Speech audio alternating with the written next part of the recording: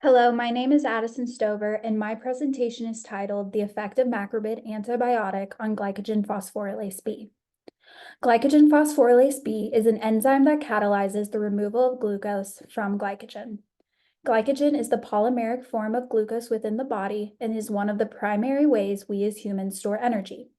When glycogen phosphorylase acts on glycogen, the end product is a glucose molecule with an attached phosphate group called glucose 1-phosphate. This glucose 1-phosphate, or G1P, is experimentally useful because it can be detected using different experimental techniques.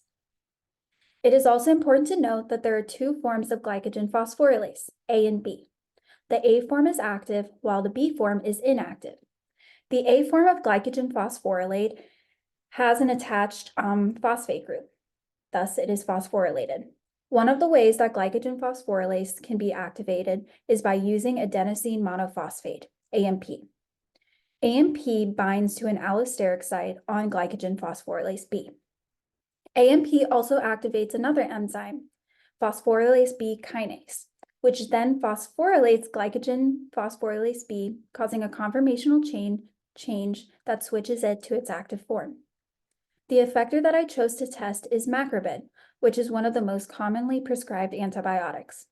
I decided to test an antibiotic because I felt that it was important to highlight the metabolic effects that antibiotic use can have, especially since they are chronically overused. In my experiment, I started by creating an inorganic phosphate standards curve, which is not shown. I had to make a standard curve in order to be able to track the amount of glucose 1-phosphate that my reaction produced. The first kinetic trial that I carried out consisted of running kinetic trials with 4 millimolar of AMP. AMP was used for all trials since I knew that my effector, Macrobid, would also potentially bind to an allosteric site on glycogen phosphorylase B. By using two substances that could potentially bind to the same site, I was able to analyze my data using Michaelis-Menten kinetics. All my trials were also timed, and a stopping reagent was used that turned my samples a blue color. The blue color correlated with the amount of glucose 1-phosphate in my solutions. Because of the color, I was able to measure the absorbance of my samples using a UV-Vis spectrophotometer. My results at 4 millimolar of AMP showed that a higher concentration of Macrobid, which was 10 milligrams per milliliter, there was less glucose 1-phosphate in my samples. This shows that Macrobid is allosterically inhibiting glycogen phosphorylase B, causing it to produce not as much glucose 1-phosphate.